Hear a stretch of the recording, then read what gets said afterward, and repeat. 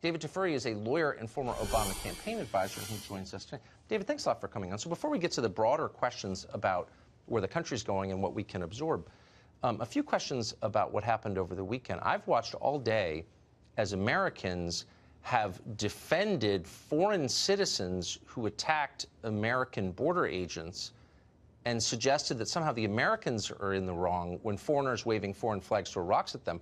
How does that work? Well, you showed some compelling footage, and I think both sides of this debate need to take a deep breath and think about their positions. So I agree with you, remember, that we have the right to control our border and decide who gets in.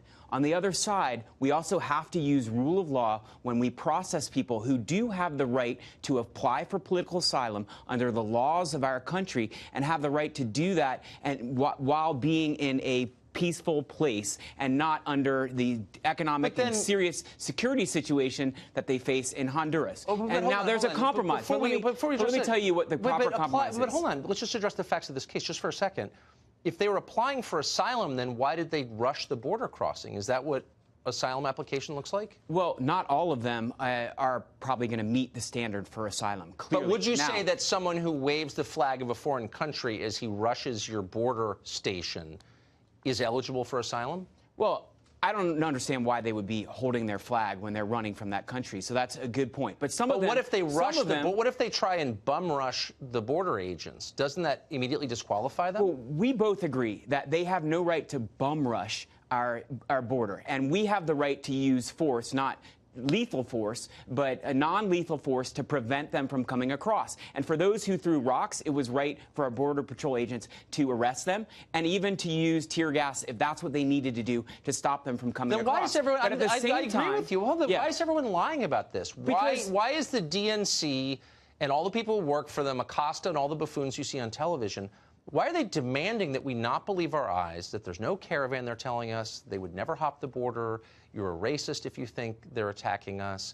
Why are they lying to us, do you think? Well, it's not for me to explain what they're saying. What I want to do is to talk about what is a sensible solution to this, which is the compromise that was reached in October between the U.S., Mexico, and UNHCR, which is the UN Refugee Agency, which is these people stay in Mexico. They are given housing, they can stay there, and they are allowed to apply for political asylum in the U.S. while in Mexico. And during that time, they will be processed legally, and their rights will be adjudicated via our process. And if they don't meet the standard, they can't come in. And many of them, in the meantime, will likely find jobs in Mexico or go home. And that's already happened. Look, but what I find so striking, and look, I just want to be really clear, as I have been many times, I have total sympathy for someone who wants to come here. I'm glad to be a citizen, okay? And I understand why they want to be. But what about our interests? Like, how many people can we absorb? Because no one's even pretending this is going to make us a better, richer country. Like, that's a lie, and everyone knows it. It's going to make us poorer, obviously, accepting a lot of poor people when automation is making our own jobs go away.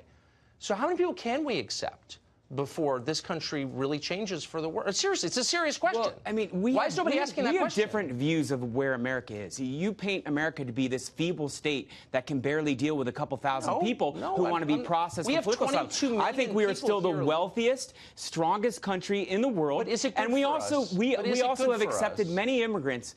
Everyone here, unless you're Native American, you are an immigrant. Just, but you're giving doesn't matter how far you go back. So you're appealing to the statute. Let me answer. A real answer. Like, what's the number? So we've got 320 million people.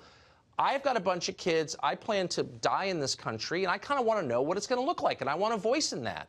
So what can I expect? How many more people do we let in before it's enough? Well, we're letting in far fewer this year and last year than we did before. But what's a good number? What should I look forward to? And we have an immigration problem, which is we have too many people here who are here unlawfully. We need to deal with that problem. But we can't completely cut off immigration. We have to have sensible immigration. We have to protect our border, but not close our border. I know what the bumper stickers are. I just want to know. I want someone to tell me 50 years from now, here's what America will look like. Well, but no one wants to have that conversation because debate. You know why? That debate, it's nice to have that debate here, but that debate needs to take place in Congress. I don't hear Congress it anywhere. has to pass an immigration law that makes these decisions. It sets numbers and it decides Let's have a real conversation. How many people we're going to let in and from what countries. Because no one else is doing it. I want it on this show. It's the only show that actually has that conversation, and no one will engage with me. I'm engaging with you. Thank you, David. Great to see you. Thank you.